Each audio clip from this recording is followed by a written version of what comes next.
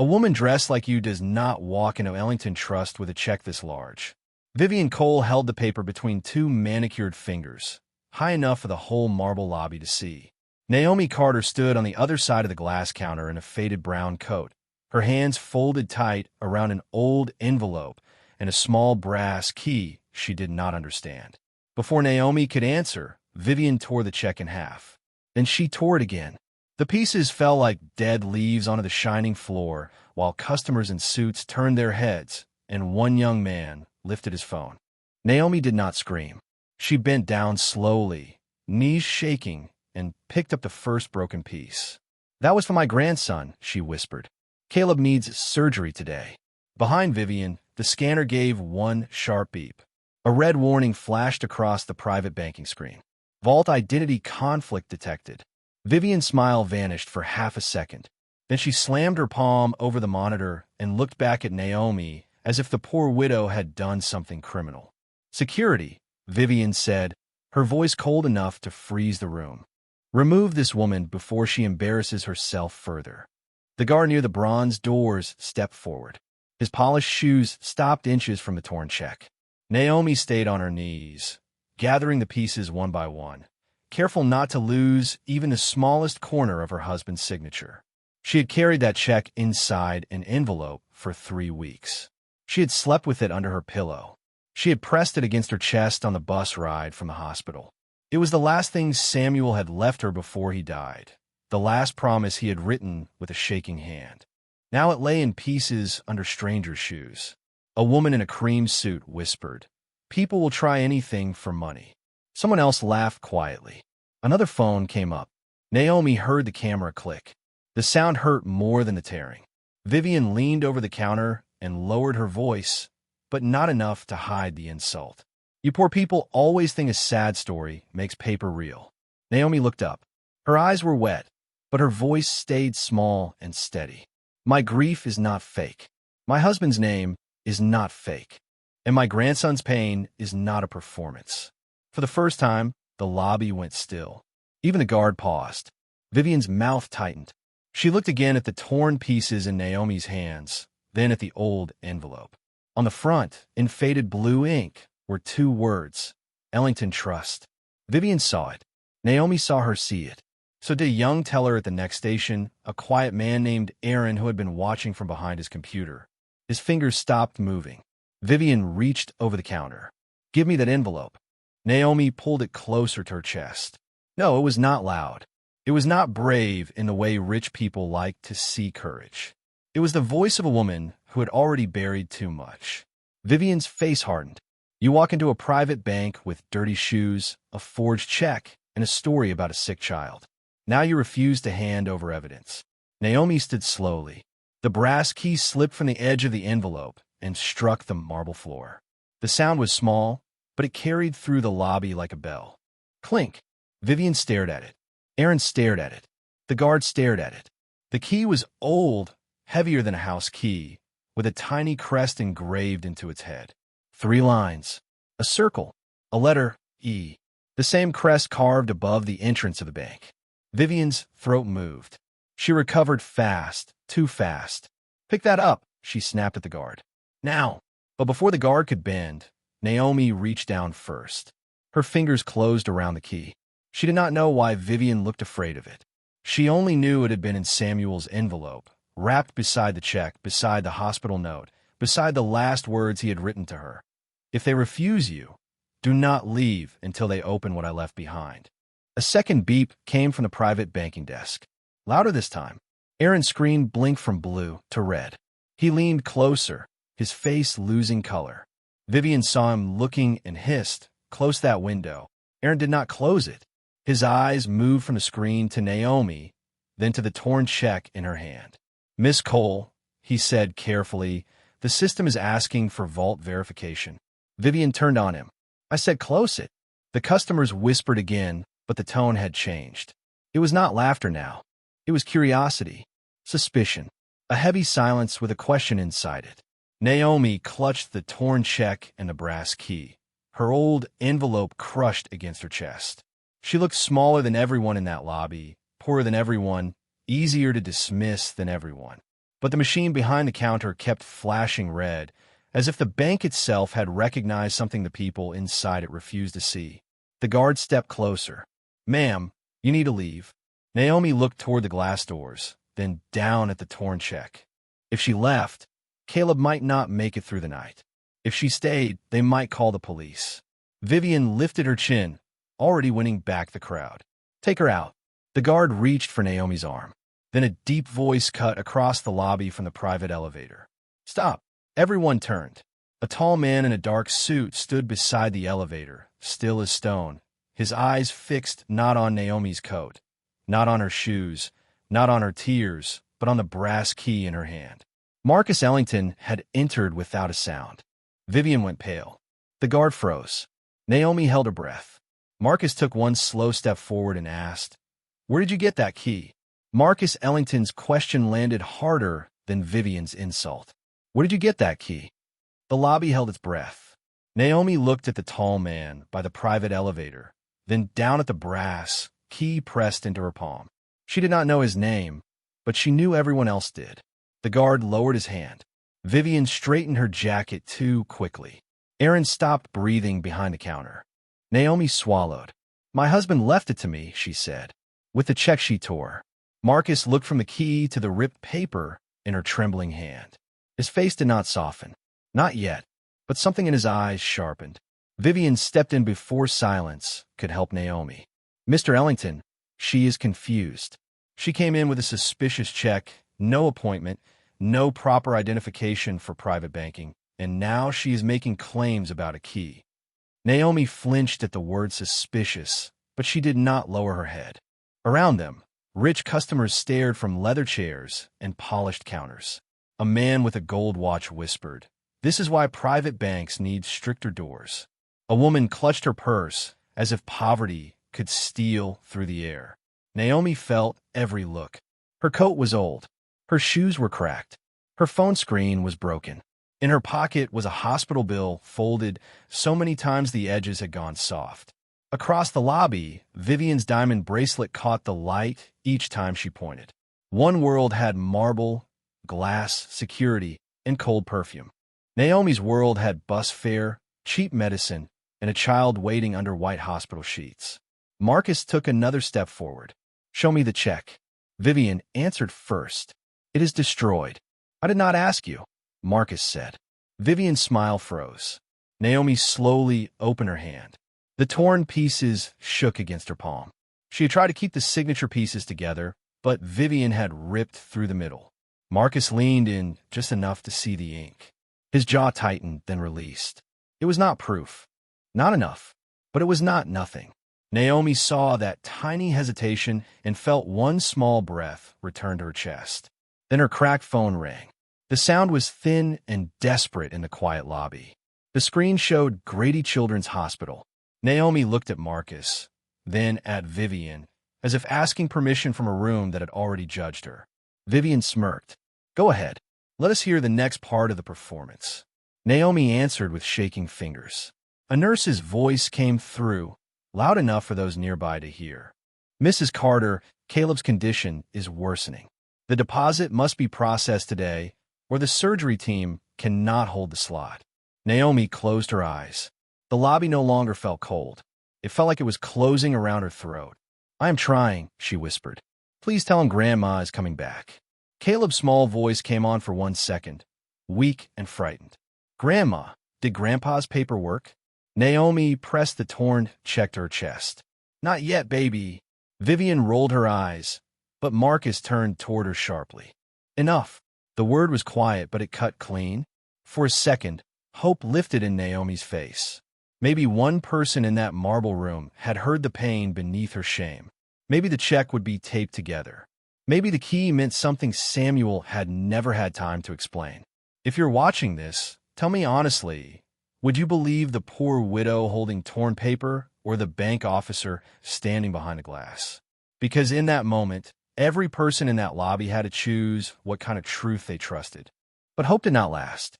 Vivian lifted a folder from beneath the counter and placed it where Marcus could see.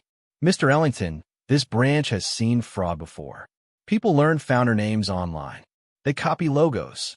They buy old keys at estate sales.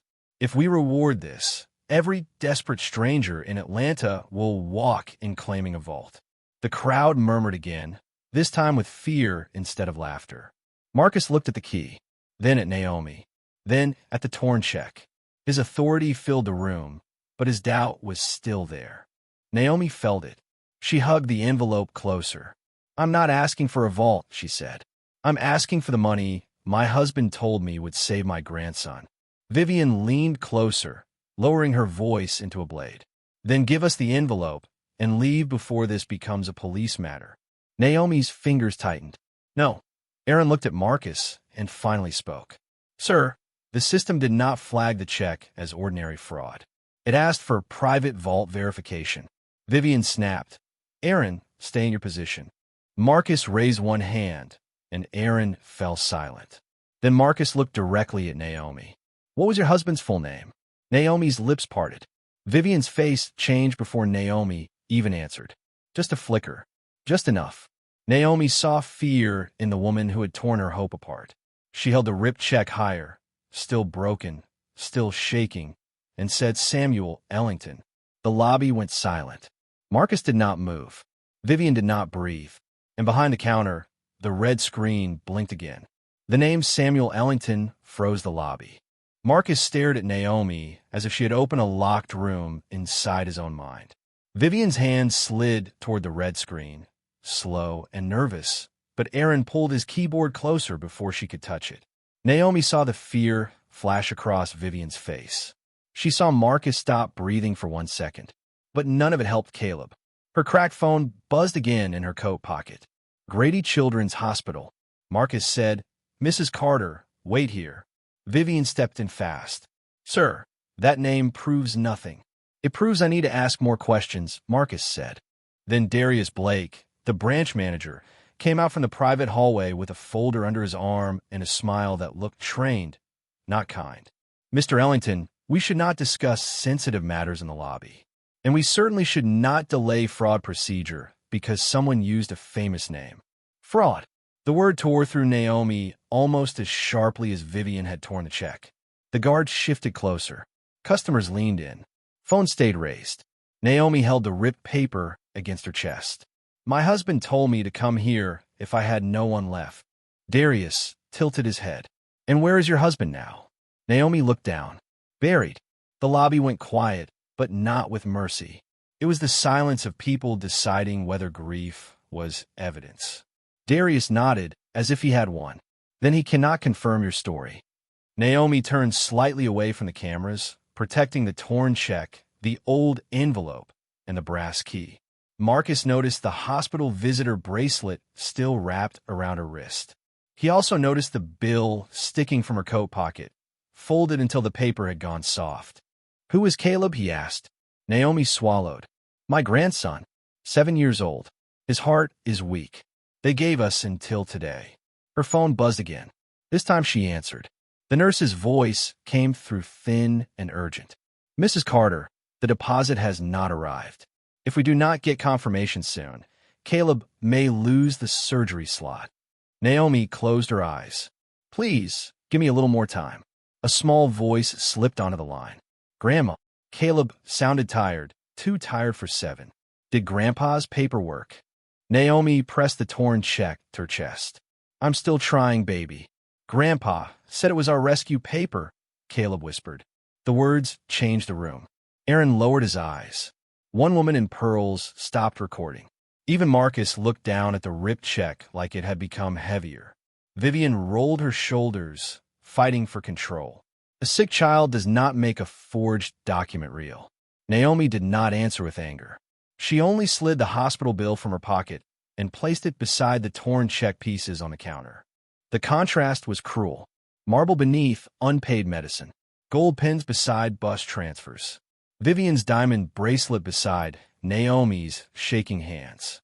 Marcus looked at the bill. Who wrote the check? Naomi opened the envelope with care. Inside were 2 bus tickets, a hospital note, a check stub, and a small photograph worn soft at the corners. She stopped before pulling it out fully. It showed Samuel in a plain shirt outside their apartment, smiling like a man with no secret behind him. My husband wrote it before he passed, she said. His hand was shaking. He told me the bank would understand. Darius stepped closer. Or someone taught you what to say. Marcus turned to him.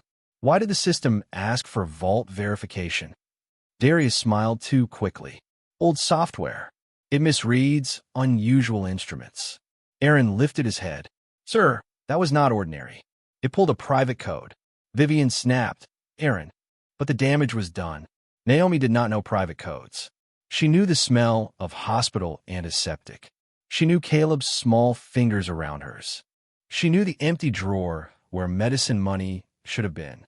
If you will not cash it, she said, give me my husband's things. Vivian reached for the envelope. The bank will hold all suspicious material. Naomi stepped back. No, Darius nodded to the guard. Take her to the waiting room until we verify her identity. The guard's hand closed around Naomi's elbow. She did not fight. She only looked at Marcus. Sir, I do not know what that key means. I only know Samuel was not a liar.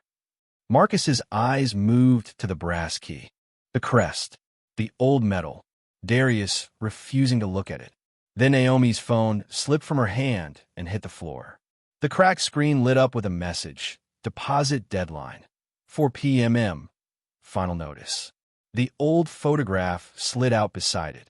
Aaron bent down, saw the picture, and stopped cold. Marcus saw it too.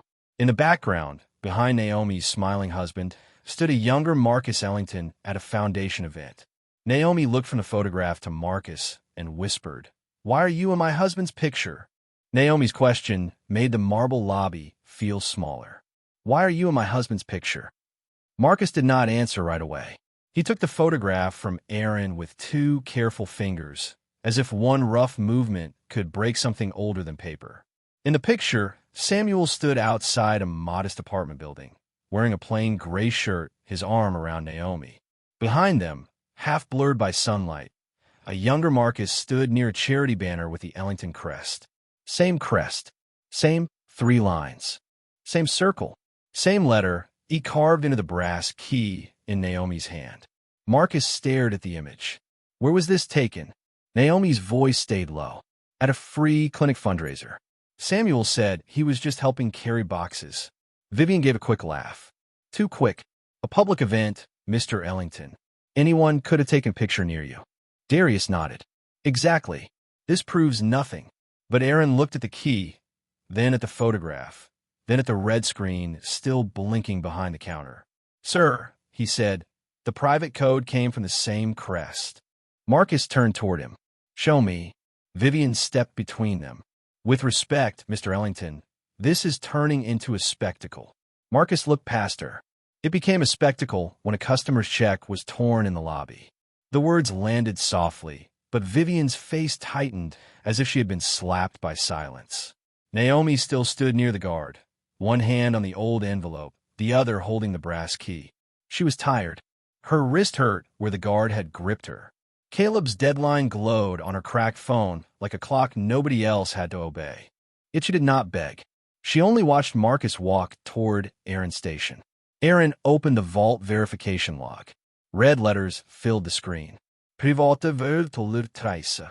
Document fragment detected. Manual spouse verification required.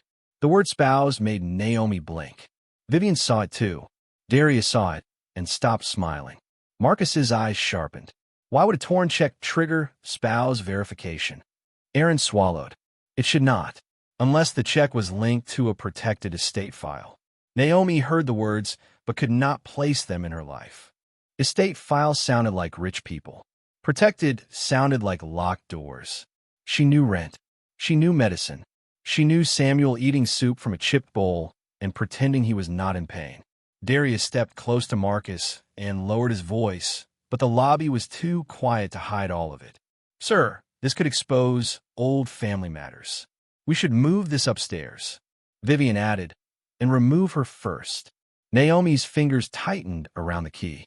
I'm not leaving without my husband's things. Vivian turned on her. You keep saying husband like it opens doors.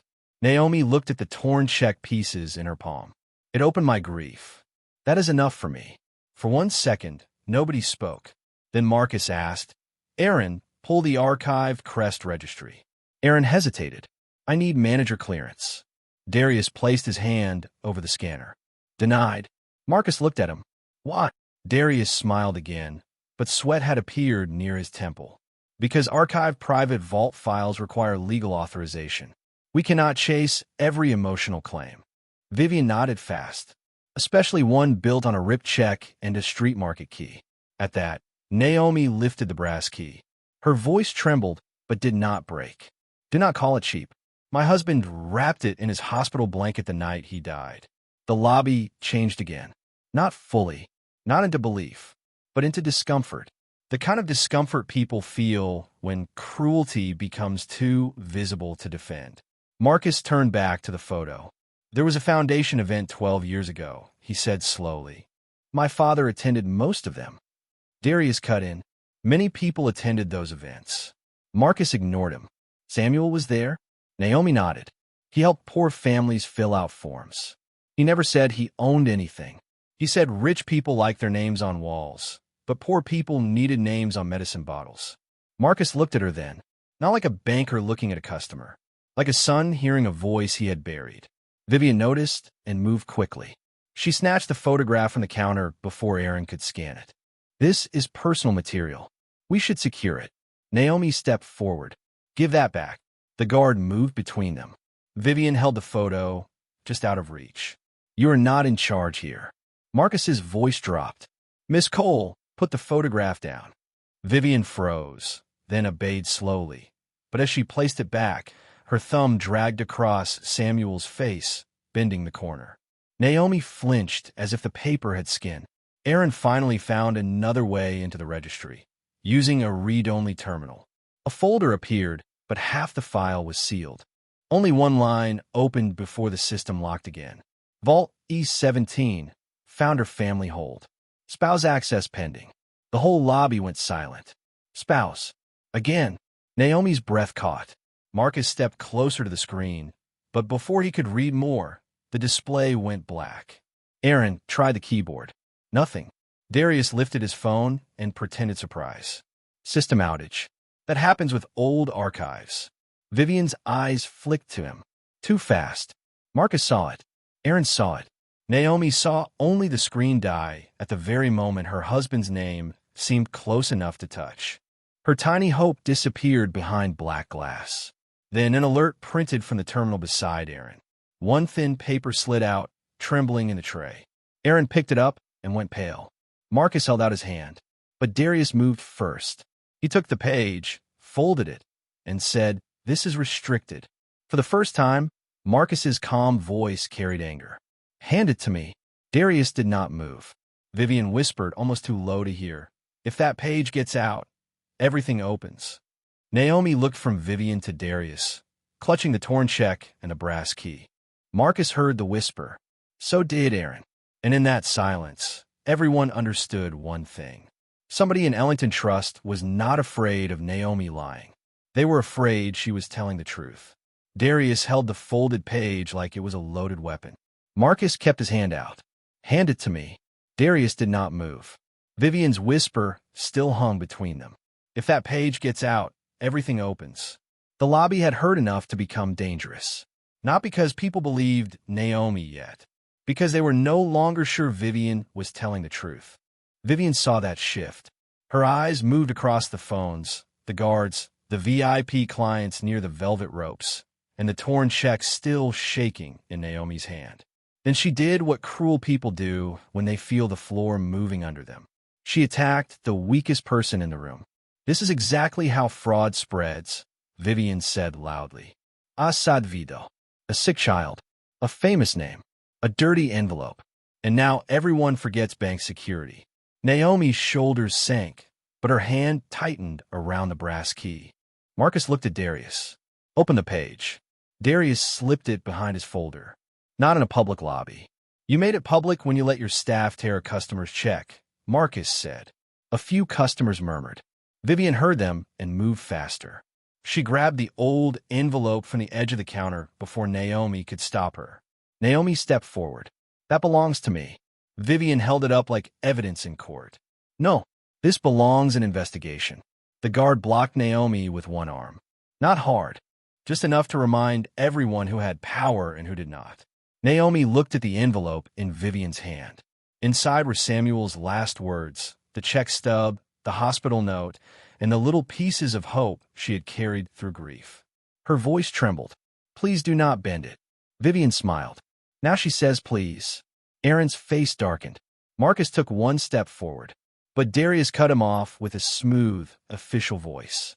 "Mr. Ellington, before this goes further, we need to protect the bank from reputational risk. Miss Cole, record chain of custody. Security, keep Mrs. Carter away from the counter." Mrs. Carter, not Mrs. Ellington, not widow, not customer. A name stripped down until it sounded small. Vivian opened the envelope and shook it once. The hospital note slid out. A bus transfer fell. A check stub fluttered onto the floor. Then the torn corner of Samuel's last handwritten instruction slipped halfway out. Vivian saw the first line. "If they refuse you."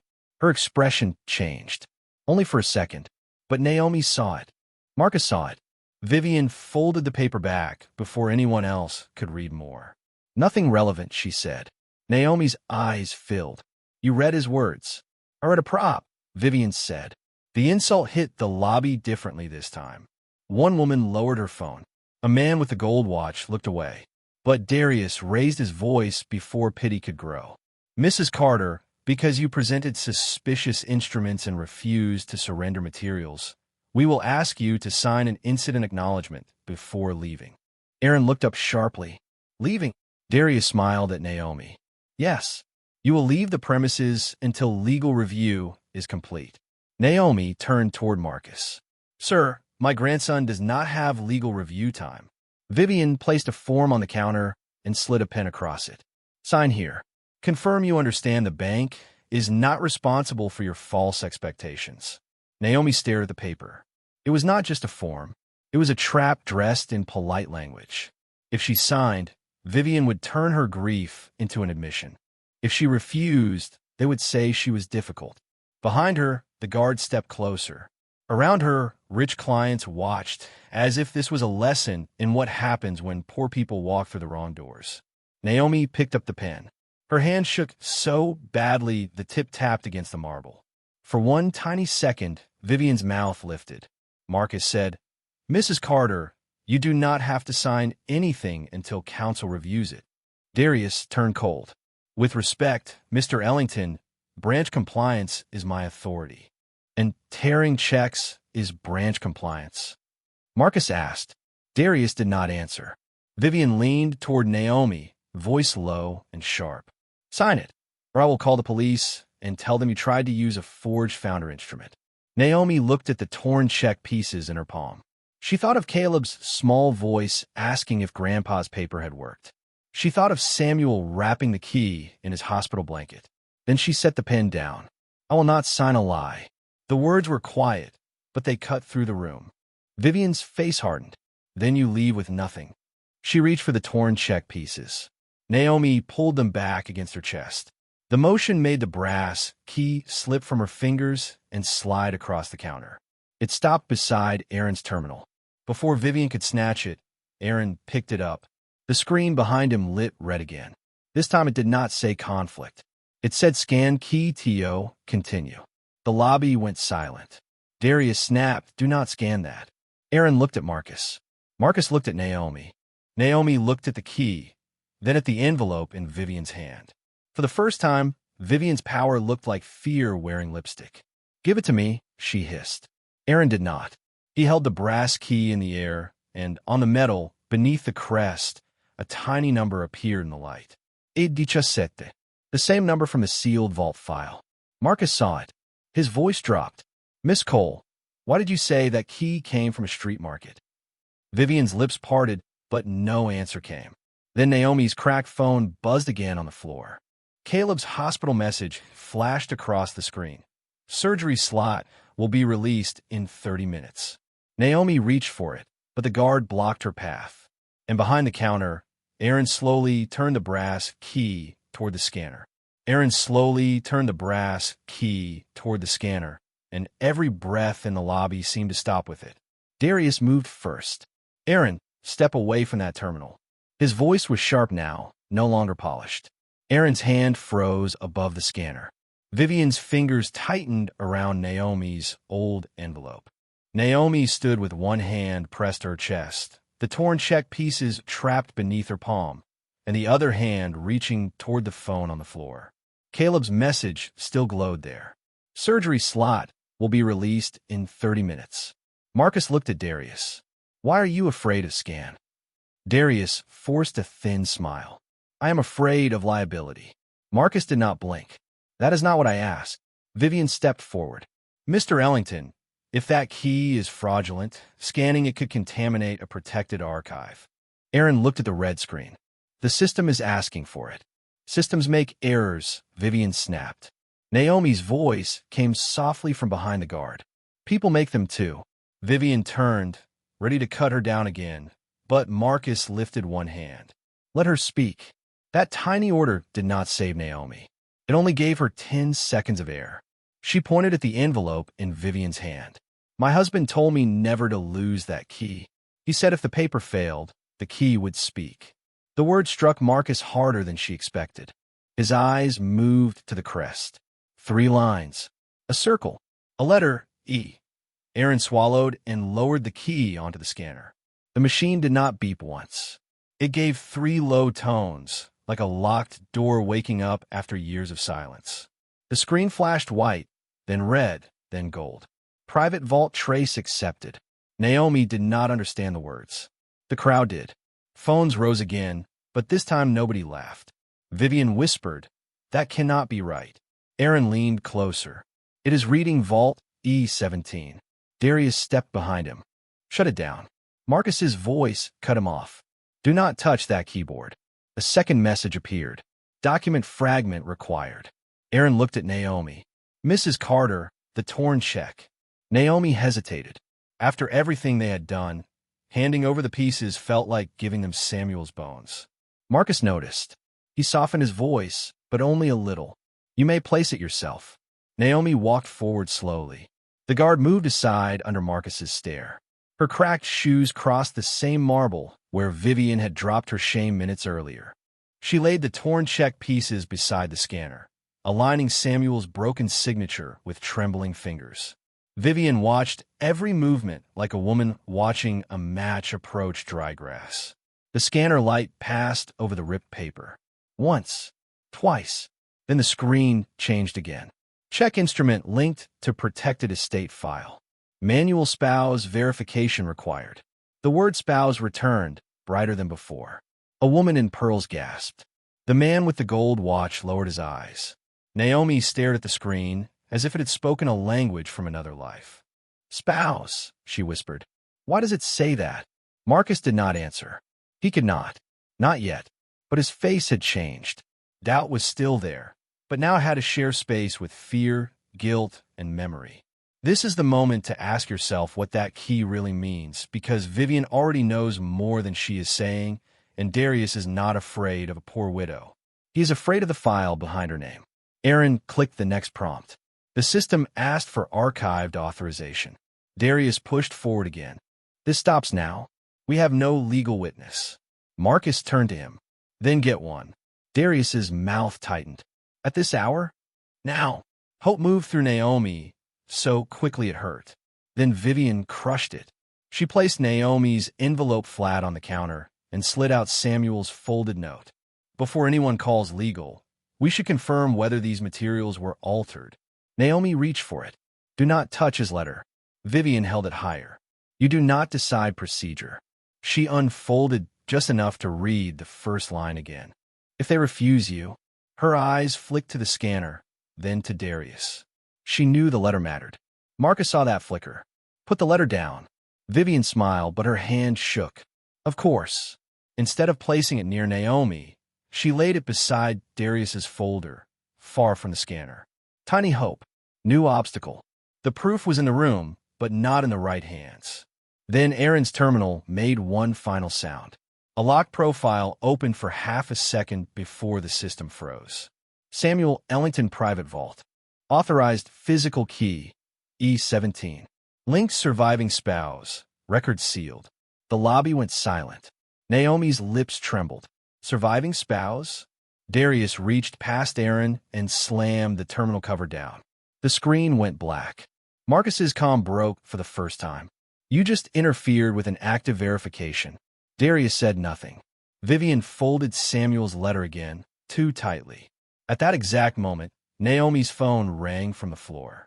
The hospital. Marcus picked it up before the guard could move and read the caller ID. His jaw tightened.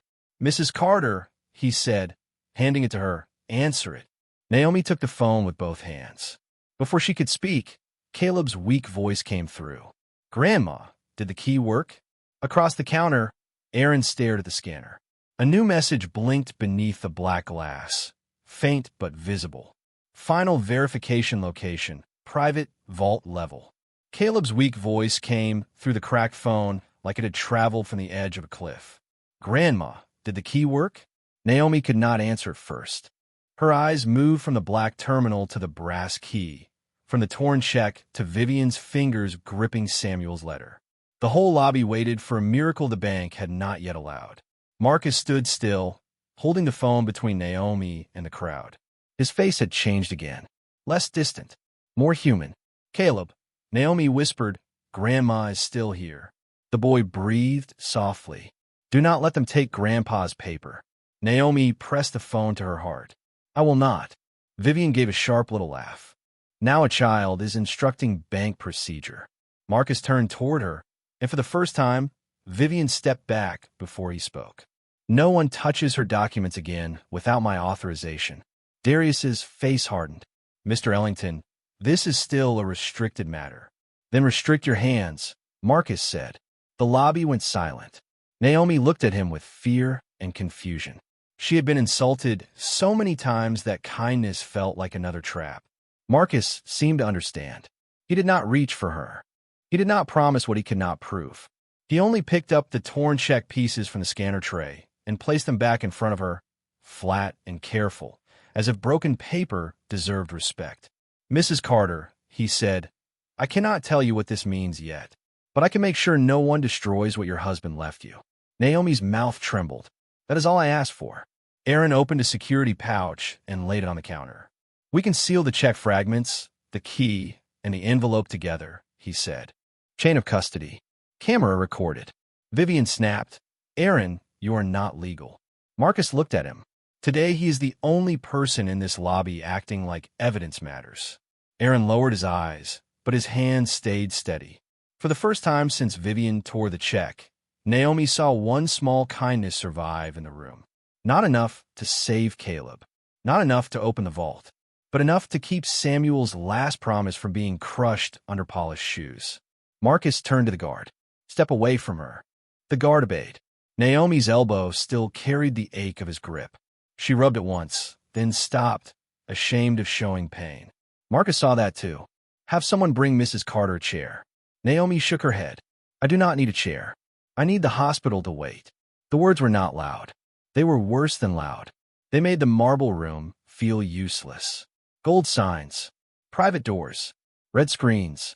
None of it meant anything if a 7-year-old lost his surgery slot while adults argued over pride. Marcus took out his phone. "I will have my office contact Grady and request a temporary hold while verification continues." Hope flashed across Naomi's face so quickly she tried to hide it. "A hold, not payment," Marcus said. "Not yet. Only time." Naomi nodded. She understood limits. Poor people understood every limit in the world. "Time is mercy," she said. Vivian's eyes narrowed. Darius leaned toward her and murmured, "If the hospital waits, she stays." "Then make her look dangerous," Vivian whispered back. But Aaron's terminal camera light was still on. Marcus looked over. "Repeat that." Vivian froze. Darius straightened. Naomi heard it too, and the tiny hope inside her twisted into fear again. Vivian smiled at the crowd. "I said this is dangerous. We have an unstable claimant, sealed files, and private vault access at risk." A few clients stepped away from Naomi again. Just like that, the room returned to suspicion. Marcus had given her a few inches of ground. Vivian tried to turn those inches into a crime scene. Naomi clutched the envelope. "I'm not dangerous." Vivian pointed at the brass key. Then why does a poor woman have access to a founder vault? The question struck the exact wound everyone was trying not to name. Naomi looked down. I do not know. Her honesty made the room quieter than any lie could have. Marcus studied her, not with pity, with the uncomfortable attention of a man realizing his family's locked doors may have closed on the wrong person. Mrs. Carter, he asked softly, what did Samuel say the night he gave you the key? Naomi closed her eyes. The memory came in pieces. Samuel's hospital bed, his thin hand, the smell of medicine, his voice breaking on every breath. He said he was sorry, Naomi whispered. He said he should have told me sooner. He said some names are hidden to keep people alive, but hidden names still bleed. Marcus's face went pale. Aaron stopped sealing the pouch. Even Darius looked at Vivian. Vivian's fingers tightened around the folded letter. That is a rehearsed line, she said. Naomi opened her eyes. No, that is a dying man who could barely lift his hand. Caleb's voice came faintly from the phone, still connected. Grandma. Grandpa said the door would know you. The words hit the lobby like a dropped glass. The door would know you. Marcus looked toward the private elevator that led down to the vault level.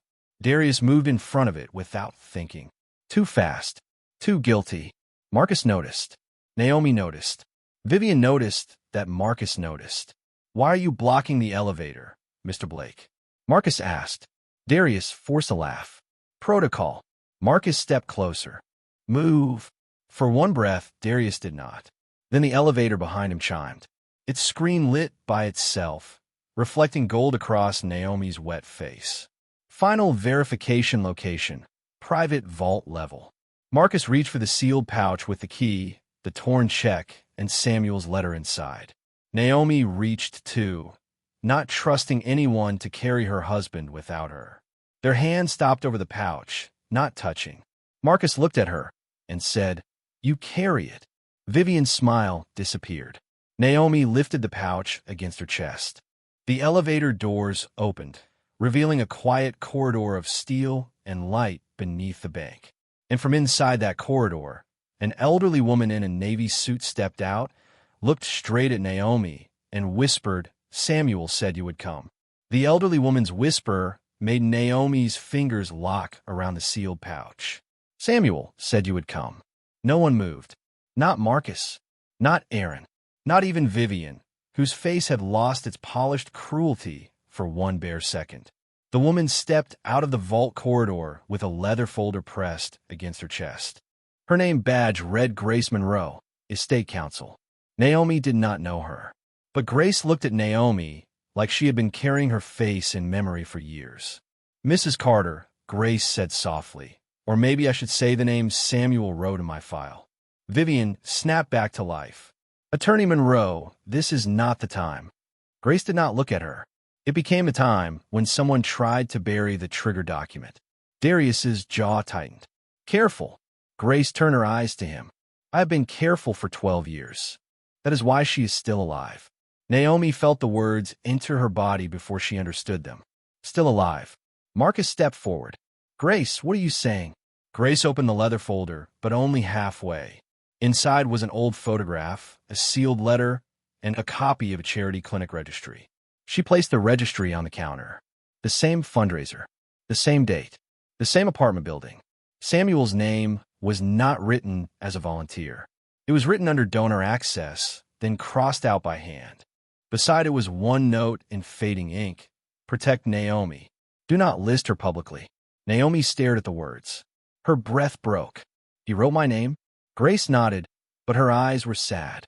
He wrote it many times. Then he hid it. Marcus looked at the page as if it had become a wound. Why would my father hide a woman connected to his estate? Grace closed the folder a little. Because some people around him believed money was bloodline, not responsibility. Darius looked away. Vivian's lips pressed thin. Naomi heard the answer beneath the answer. She had not been forgotten by accident. She had been hidden by design. Grace looked at the brass key inside the clear pouch. Samuel came to me after the clinic event. He said he had made a promise to a woman who had fed him when he was pretending to be poor. Naomi's eyes filled. Pretending. The word hurt in a new way. Samuel, eating her thin soup. Samuel, mending his one gray shirt. Samuel, laughing when the roof leaked and saying rich men did not know how to hear rain. Marcus closed his eyes once. He knew that voice. Grace continued, carefully, not giving the whole truth. He was not ready to tell you who he was. He said his family would turn your kindness into a target. Naomi shook her head slowly. I loved a man with empty pockets. No, Grace said. You loved a man who was afraid his full pockets would destroy you. The lobby went silent, not with pity now, but with guilt. Vivian tried to break it. This is sentimental. None of this verifies ownership. Grace finally looked at her. Ownership is not the wound here, Miss Cole. Erasure is. The word struck Naomi harder than fraud, harder than forged, harder than poor. Erasure. That was what it had felt like when Vivian tore the check.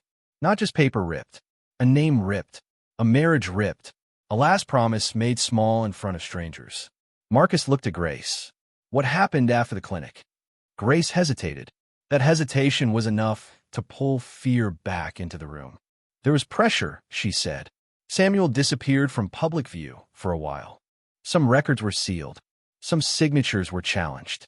Some people said Naomi Carter was a risk to the Ellington name. Naomi's hand went to her mouth. I never asked for his name. Grace's voice softened. That is why he trusted you with it. Darius stepped in hard. This conversation is over. These are sealed estate matters, not lobby theater. Then why did your branch destroy the first document that opened the file? Grace asked. Aaron looked down at the torn check in the pouch. Vivian's face sharpened. Because it looked forged. Grace tilted her head. Or because you knew exactly what it was. Vivian's eyes flashed. Too much. Too quick. Marcus saw it. Naomi saw it. The tiny hope in Naomi's chest turned into something heavier. A past wound had opened, but the blood was still running under closed doors. Grace reached into her folder and pulled out a small copy of Samuel's handwritten note. Only the top line was visible.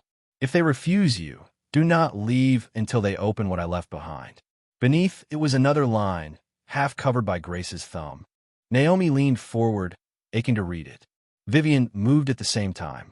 She stepped too close to the counter, pretending to steady herself, and her elbow struck the sealed pouch. The pouch slid toward the edge. Naomi grabbed it before it fell.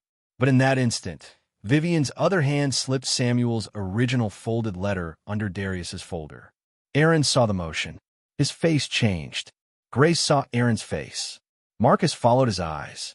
Vivian smiled, calm again. Perhaps we should continue this downstairs, away from cameras. Darius nodded fast. Yes. Private vault level. No phones. No crowd. No confusion. Naomi held the pouch tighter.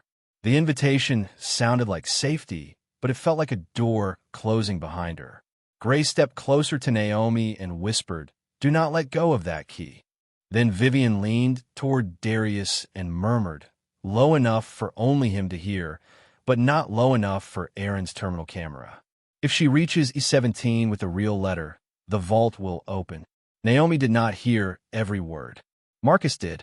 His face went still, and Darius looked toward the elevator like a man preparing to bury the truth a second time. Vivian's whisper did not leave the room. If she reaches E17 with a real letter, the vault will open. Marcus heard it. Aaron's terminal camera caught it. Grace understood it before anyone explained it. Naomi only felt the danger in the way Darius turned toward the elevator, too calm, too ready. Private vault level, Darius said, forcing a professional smile. That is where this should be handled. Grace stepped closer to Naomi, not without the original letter. Vivian lifted her brows.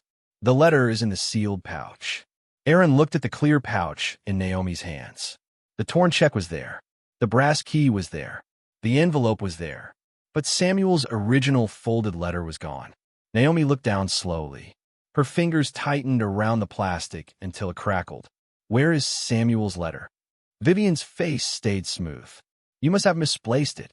The old shame tried to swallow Naomi again. Poor woman. Confused woman. Fraud woman. But this time, she knew the shape of a lie. It was in your hand. Vivian's smile sharpened. Careful, Mrs. Carter. Accusing bank staff is serious. Darius stepped between Naomi and the counter.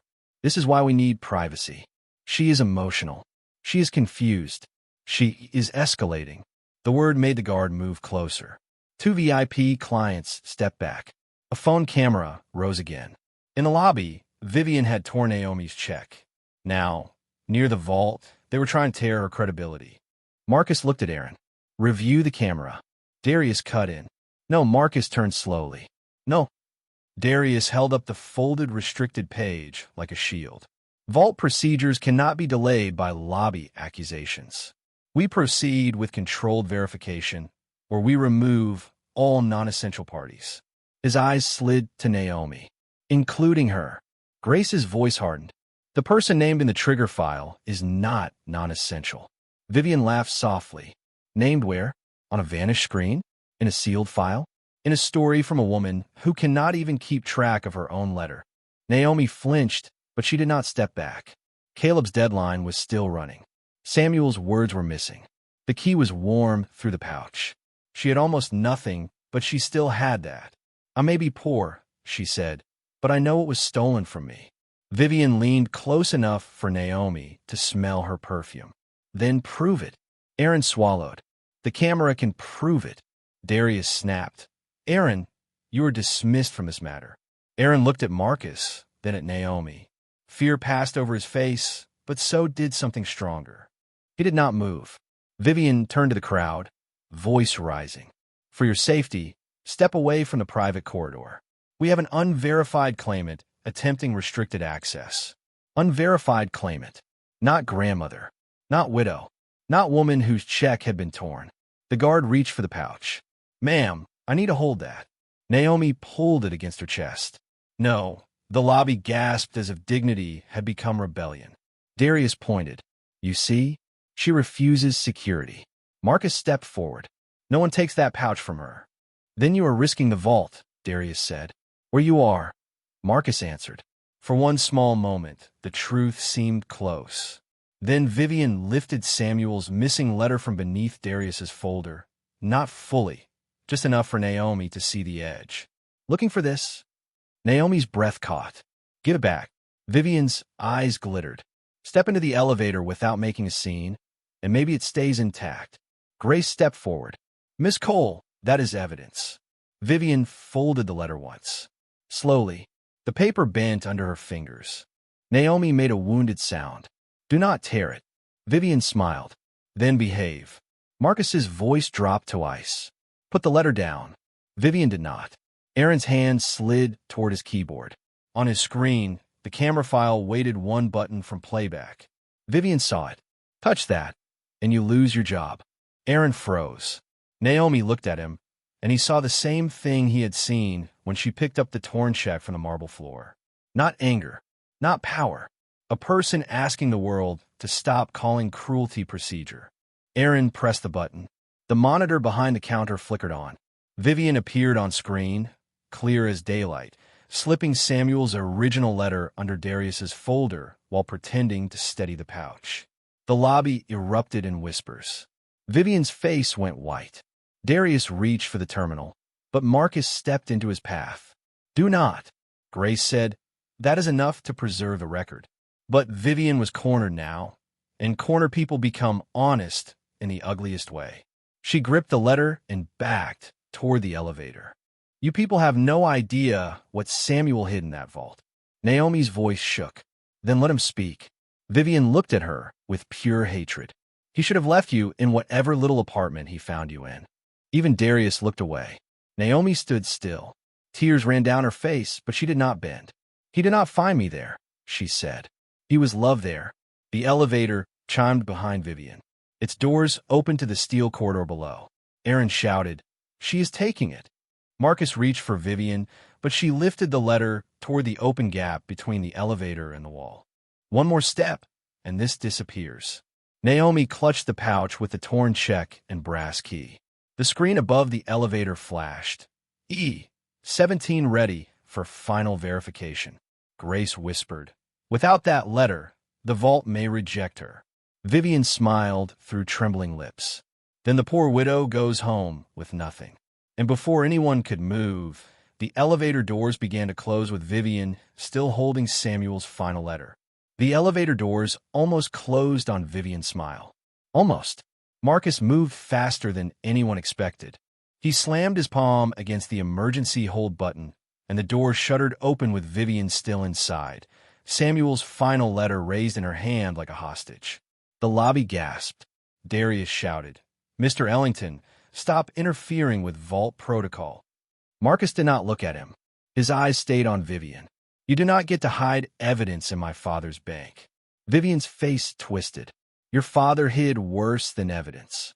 The words hit Marcus, but he did not move. Naomi stood several feet away, clutching the sealed pouch with the torn check and brass key against her chest. Caleb's surgery deadline was still burning through her mind. 30 minutes. Maybe less now. Grace stepped beside her, calm but urgent. "Naomi, stay where the cameras can see you." Naomi looked at the crowd, at the phones, at the rich clients whispering behind velvet ropes. This was no longer a private humiliation. It was becoming a public trial. Vivian understood that too.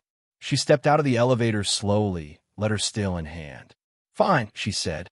"Let's make it public. Let everyone see what happens when grief tries to become ownership." Darius caught the opening. "All clients must remain behind the line. Security, clear the corridor. Aaron, disconnect the lobby monitor." Aaron did not move. Marcus turned. "Leave it on." Darius's voice sharpened. "You are exposing a sealed estate matter." Marcus looked across the room, past the marble columns and the raised phones, toward Naomi's cracked shoes and trembling hands. "No," he said. "I'm exposing what my bank did to a widow in front of everyone." A low murmur spread through the lobby. Vivian lifted the letter higher. "Then read everything, Mr. Ellington. Read why Samuel kept her hidden. Read why this woman walked in here with a check no one could verify. Read why a founder's vault suddenly answers to a name nobody on your board recognizes." Naomi flinched at nobody. Grace touched her arm lightly. "Do not let that word enter you." Naomi whispered, "I've been nobody to them all morning." "Not to Samuel," Grace said. Marcus walked to the center of the lobby. His voice carried without shouting. "Attorney Monroe, can the vault verify without destroying the letter?" Grace nodded. "Yes, but the original must be present. The check fragments, the physical key, the surviving spouse prompt. All of it must be documented together." The word spouse rippled through the crowd again. Vivian's eyes flashed with panic. Darius stepped close to Marcus. "If you proceed, the board will hear of this." Marcus looked at him. "Good. Make sure they hear who tore the check first." For the first time, a few people in the crowd turned their cameras toward Vivian instead of Naomi. Vivian noticed, and hate tightened her face. She pointed at Naomi. "She has manipulated all of you with a hospital call and a dead man's name." Naomi's voice came small but clear. "I did not ask anyone to look at me. She made them look when she tore my check." The room went quiet. Even Marcus lowered his eyes for a second. That sentence did what anger could not. It reminded everyone where the shame had begun.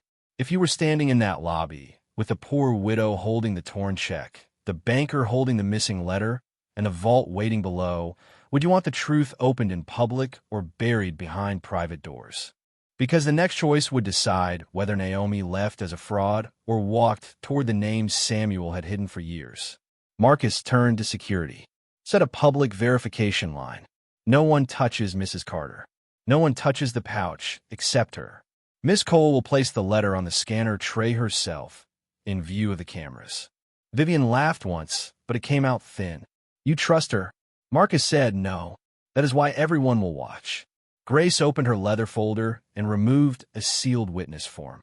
Aaron activated the lobby display. The red screen changed to a gold prompt. Public witness mode enabled. Final vault verification pending. The words lit the marble walls. The crowd leaned forward. Naomi felt the pouch grow heavy in her arms. Inside were the torn check, the brass key, the envelope, and the broken pieces of Samuel's last promise. She wanted to run to Caleb. She wanted to hide. She wanted to be anywhere but under those lights. But if she ran now, Vivian would own the story forever. Marcus stepped closer, not too close. "Mrs. Carter, I cannot promise what is behind that vault. Naomi looked at him. I'm not asking for riches. Then what are you asking for? The truth before my grandson runs out of time. Marcus nodded once. Then we opened the truth. Vivian's hand trembled as she walked to the scanner tray. Darius watched her like a man watching a bridge burn. Grace raised her pen.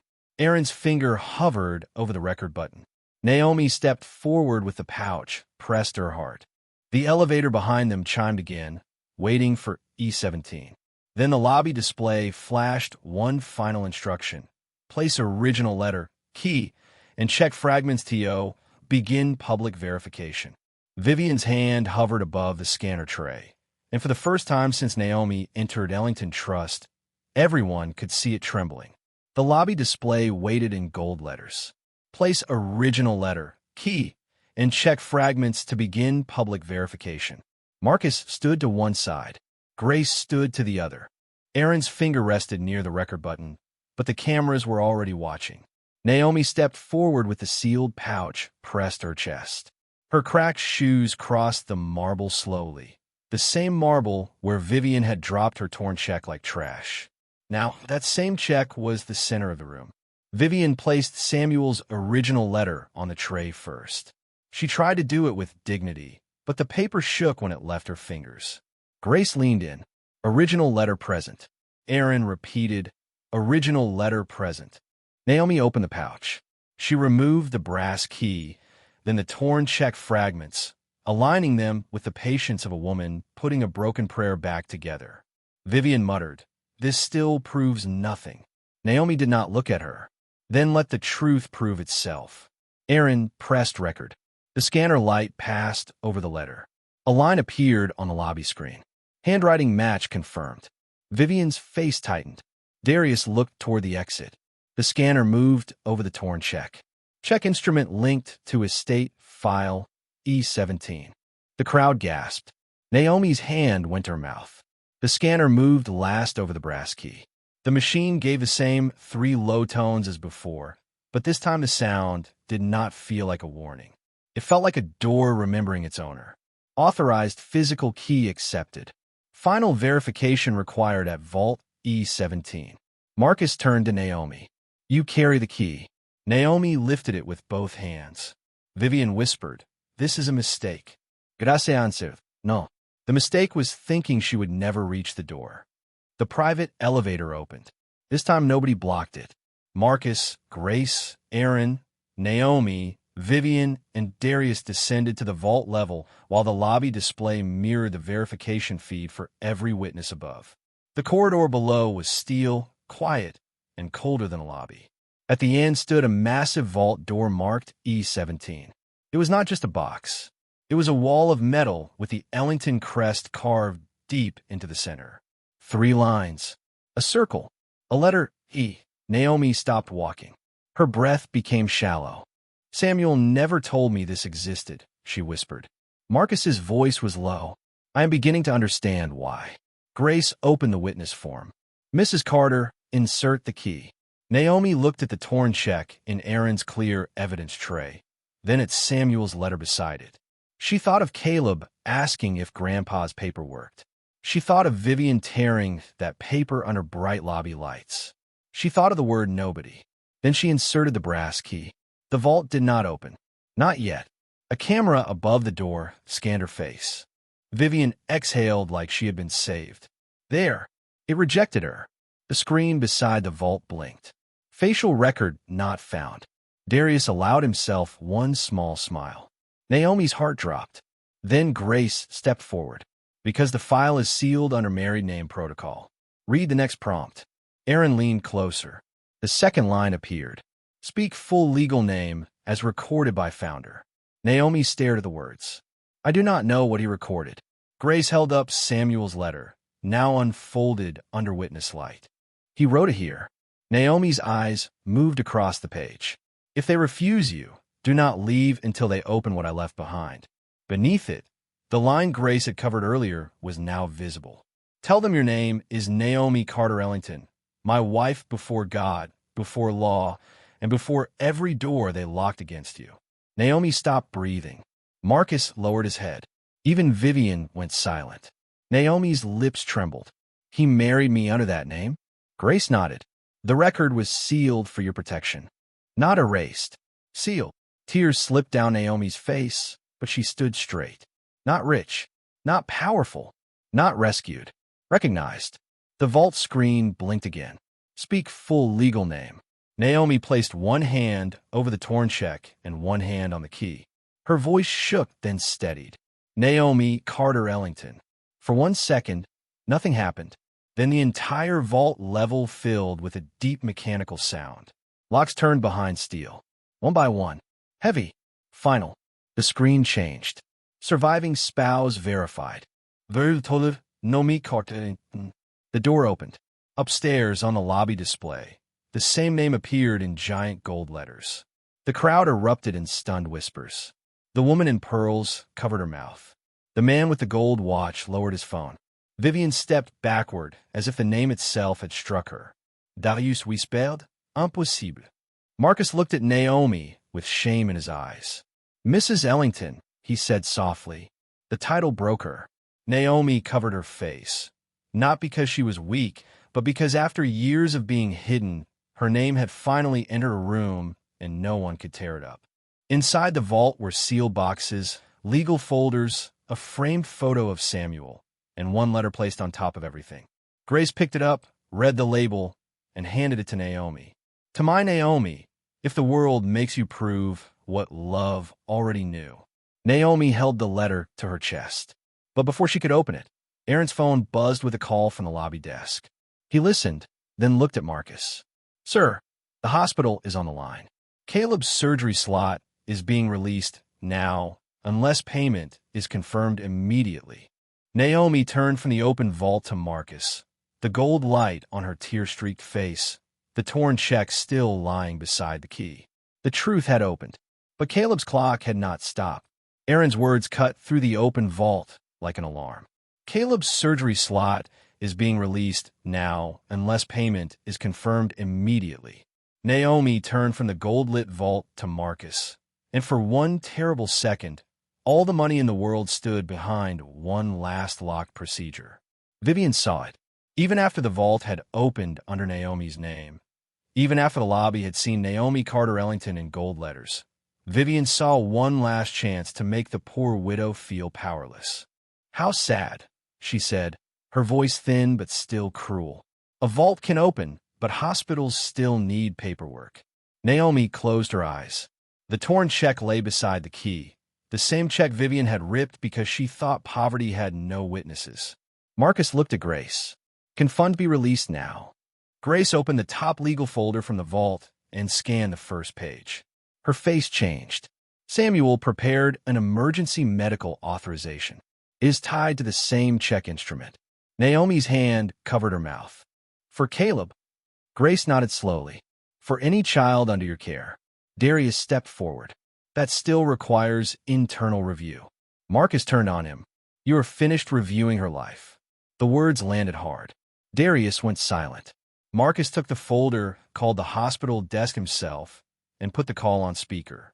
His voice was calm, but every person listening heard the weight inside it.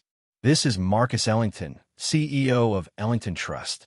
Confirm emergency payment for Caleb Carter's surgery from Vault E17 authorization.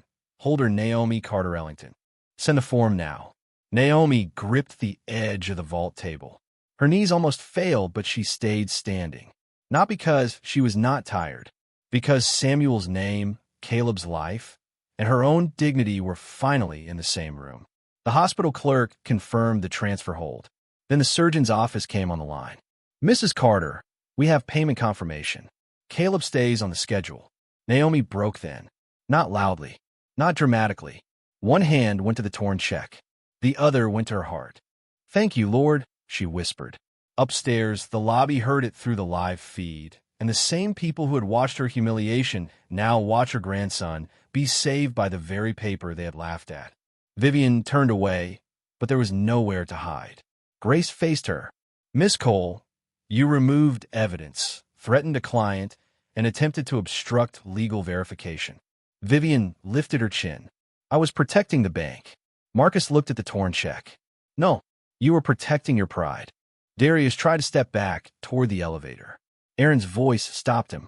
The camera also recorded Mr. Blake blocking the archive and taking the restricted printout. Darius froze. His polished confidence drained from his face. Grace closed the vault folder. Both of you will be suspended pending investigation. The board will receive the full recording. So will legal compliance. Vivian's eyes flashed toward Naomi. All this because she cried? Naomi looked at her, tears still on her cheeks, but her voice was steady. No, because you tore what you did not respect. That was all. No insult, no revenge, no curse, just truth. And somehow, it was worse for Vivian than any shouting could have been. Marcus turned to the lobby camera. On behalf of Ellington Trust, I apologize to Mrs. Naomi Carter Ellington. This bank failed her before it served her. Upstairs, people lowered their phones. The woman in pearls wiped her eyes. The man with the gold watch stared at the floor. Vivian stood in the vault corridor, stripped of the crowd she had once controlled. Her diamond bracelet still shone, but it no longer looked powerful. It looked small. Security did not drag her away. No one needed that. She walked out under the same cameras she had used to shame Naomi. Darius followed, holding nothing now. Not the page, not the file, not the room. Naomi watched them go, then looked back at the open vault. Inside were Samuel's letters, sealed accounts, and years of protection he had hidden too well. Marcus stepped beside her. Mrs. Ellington, I cannot undo what happened here today. Naomi looked at the torn check fragments. No, but you can make sure it does not happen to the next poor woman who walks in with shaking hands. Marcus nodded. Then, that is what we will do. Grace placed Samuel's top letter in Naomi's hands. He wanted you to read this when you were safe. Naomi held it, but before she opened it, Aaron's phone rang again. He listened, smiled through tears, and looked at Naomi. Caleb is being taken into surgery now. Naomi pressed Samuel's letter to her chest. For the first time that day, she did not look like a woman being judged. She looked like a woman whose name had survived. But Samuel's final letter was still unopened, and inside it was the last thing he wanted Naomi to build with the life he had returned to her. Caleb was being taken into surgery, and for the first time that day, Naomi Carter Ellington allowed herself to sit down. Not because the fight was over, because her legs had carried too much. Grace placed Samuel's final letter in her hands, and the open vault glowed behind her like a quiet sunrise.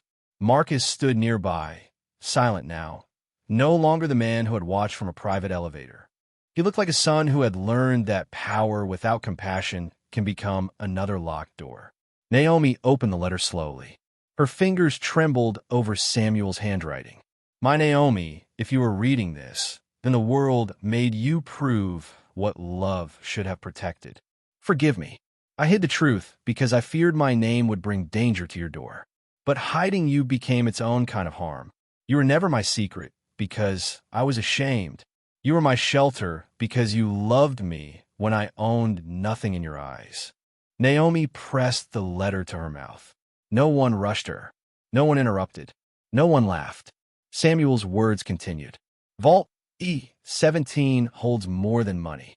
It holds the apology I owe you, the protection I promised you, and the work I want you to finish. Use it for Caleb. Use it for yourself. Then use it for every poor person who walks into a rich room and gets treated like a lie. Naomi looked up through tears. The torn check lay in the evidence tray beside the brass key. That paper had been ripped in cruelty, but now it looked different. It looked like the first page of justice. Hours later, Caleb came through surgery alive. Naomi stood beside his hospital bed, still wearing the same faded brown coat, still holding Samuel's letter in her pocket. Marcus came quietly, not with cameras, not with a press team, not with a speech. He brought confirmation that Caleb's care was covered and that Vivian Cole and Darius Blake had been suspended pending legal review. Naomi listened, then looked at Caleb's sleeping face. Do not make this only about them losing their jobs, she said. Marcus nodded. What do you want it to be about? Naomi touched the edge of the brass key. The next person who walks in with cracked shoes should not need a vault to be treated with respect. 1 month later, the lobby of Ellington Trust looked different. The marble was the same. The glass was the same. The rich clients still came through the bronze doors. But on the wall near the private banking desk, there was a new sign, the Naomi Carter Ellington Dignity Desk. No client may be denied respect because of appearance, income, accent, grief, or fear. Aaron stood behind that desk now, promoted for protecting the truth when silence would have been easier. Grace helped Naomi create a medical emergency fund for poor families. Marcus signed the first policy change himself, then stepped back and let Naomi speak. She did not wear diamonds. She did not arrive in a limousine. She wore a simple navy dress and carried a small frame in both hands. Inside the frame was the torn check, carefully restored, every ripped edge visible. Beside it rested a photograph of Samuel and the brass key to E17. The crowd waited. Some of the same people who had recorded her shame now stood there with lowered eyes. Naomi placed the frame on the desk and said, "This was the check they tore because they thought a poor widow had no truth. This was the key they feared because it remembered a name they tried to hide. This was the paper that saved my grandson. But more than that, it reminded this bank that dignity should not wait for proof of wealth." Marcus lowered his head. Aaron wiped his eyes. Grace smiled through tears. Naomi looked at the bronze doors where she had almost been dragged out. Then she looked at Caleb, standing beside her with a small bandage still beneath his shirt and life back in his eyes. He held her hand and whispered, "Grandma, Grandpa's paper worked." Naomi smiled, but her voice stayed soft. "No, baby, the truth worked." And that became the lesson people remembered from Ellington Trust. Do not laugh at poor hands holding torn paper. Do not judge a widow by her coat, her shoes, or her shaking voice. Sometimes the person you push to the floor is carrying the key to the door you cannot open. Sometimes the name you try to erase is the name written deepest in the vault. And sooner or later, every hidden truth finds its way back into the light.